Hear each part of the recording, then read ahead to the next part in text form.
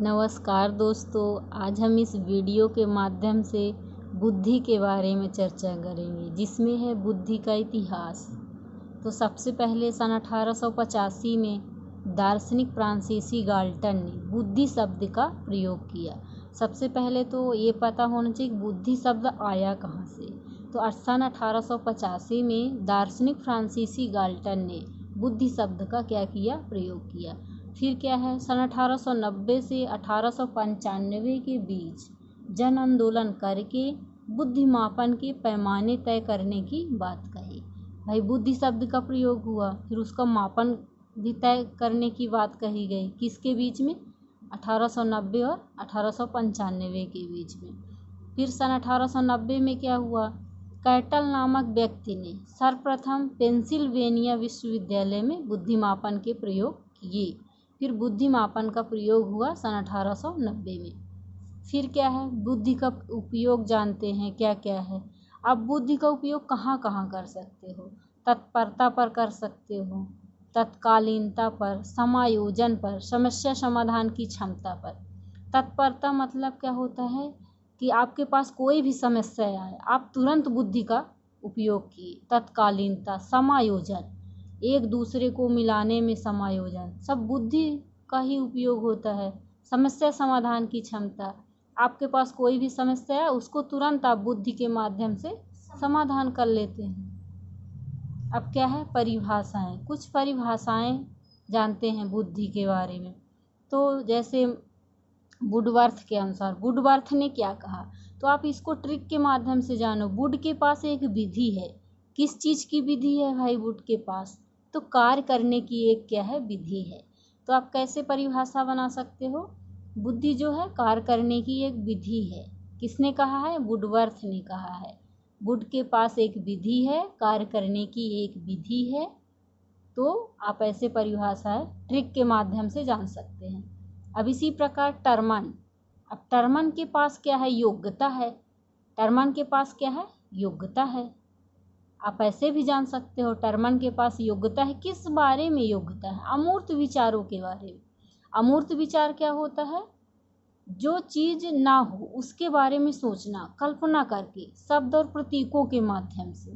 तो टर्मन कहना क्या चाह रहे हैं कि बुद्धि जो है अमूर्त विचारों के बारे में सोचने की योग्यता है। ये किसने कहा? टर्मन ने। बिने के अनुसार, बिने ने क्या कहा? बिने का कहने का मतलब है कि किसी समस्या को समझना। यदि आपके पास कोई समस्या आई है, सबसे पहले उसको समझो, फिर उसके बारे में विचार करो, मतलब तर्क करना, तथा किसी निश्चित निर्णय पर पहुंचना बुद्धि की आवश्यक क्रियाएं हैं। मतलब आपके पास कोई भी समस्या आई है, उसके बाद सोचो, उसके बाद निश्चित निर्णय पर पहुंचना ही बुद्धि की आवश्यक क्रियाएं है। ये किसने परिभाषित किया? बिने ने।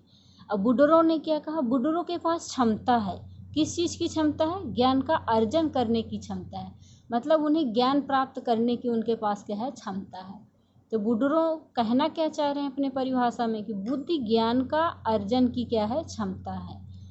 ये बुडरो ने कहा है। सबसे पहले आप ये जान लीजिए कि बुद्धि और ज्ञान होता क्या है।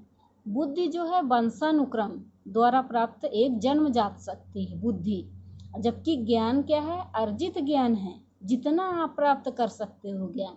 अब बुद्धि स्थिर होती है, ये घटती बढ़ती नहीं है बुद्धि, जबकि ज्ञान अर्जित करने से बढ़ता है। बहुत सी बातों को जानना क्या है, ज्ञान है। आप जितनी भी बात जान जाओगे वो क्या है, आपके पास ज्ञान है, किंतु उसका उपयोग करना क्या है, बुद्धि है। अब हम किस में आते हैं, बुद्धि के प्रकार में। बुद्धि के कितने प्रकार हैं? 3 प्रकार हैं।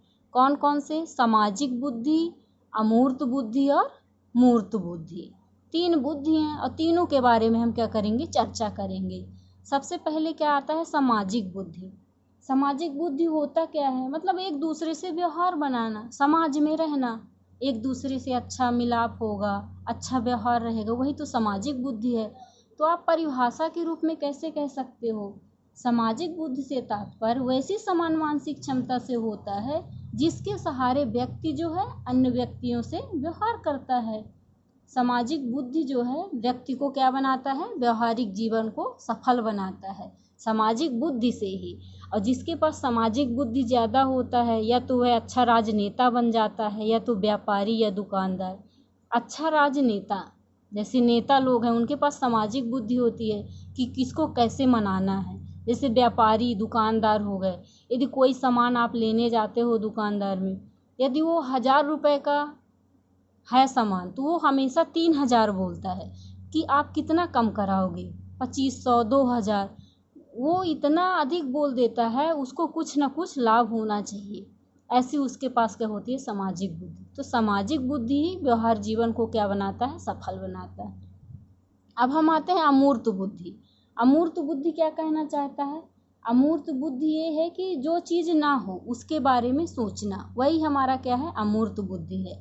शब्द और प्रतीक के माध्यम से अपन सीख सकते हैं। तो अमूर्त बुद्धि का मतलब ही हुआ कि शब्द और प्रतीक के माध्यम से या अन्य अमूर्त चीज़ों के सहारे आप अच्छा चिंतन कर सकते हैं। इसे हम क्या कहते हैं, अमूर्त बुद्धि। इसका अन्य नाम भी है पुस्तकी या सैद्धांतिक ज्ञान, और इसका सीधे संबंध होता है पुस्तकी ज्ञान से। जिसके पास अमूर्त बुद्धि होता है, जो कल्पना करके या फिर जो चीज़ नहीं है उसके बारे में सोच के, ऐसे व्यक्ति क्या क्या बनते हैं, या तो वैज्ञानिक बनेंगे, या तो पेंटर बनेंगे, या तो डॉक्टर बनेंगे, दार्शनिक, गणितज्ञ, कहानीकार, शिक्षक, चित्रकार, वकील। ये सब अमूर्त बुद्धि से बनते हैं। तो अमूर्त बुद्धि जिसके पास होते तो अच्छा वैज्ञानिक बनते हैं। वैज्ञानिकों के पास कितनी नई नई चीज़ें वो सोच कर रखते हैं, तो वो अमूर्त बुद्धि है।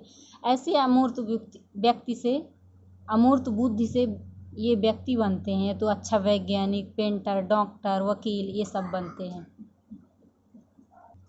और तीसरा आपका क्या है, मूर्त बुद्धि। मूर्त बुद्धि को गामक बुद्धि, यांत्रिक या व्यवहारिक भी कहा जाता है। मूर्त बुद्धि वैसी मानसिक क्षमता से होती है जिसमें व्यक्ति ठोस या मूर्त के महत्व को समझता है। मतलब यह तो किसी चीज़ को देखकर वो बना सकता है। तो इस बुद्धि के व्यक्ति में हस्तकला की क्षमता अत्यधिक होती है। वो हस्तकला की क्षमता अत्यधिक रखता है। इसमें पढ़ा लिखा होना आवश्यक नहीं है। ये तो अच्छा हस्तकला बन सकते हैं, तो कारीगर बन सकते हैं, तो मिस्त्री बन सकते हैं, या फिर इंजीनियर बन सकते हैं, या तो मूर्तिकार, कुम्हार। ऐसे व्यक्ति मूर्त बुद्धि के अंतर्गत आते हैं। तो धन्यवाद हमारे वीडियो को देखने के लिए।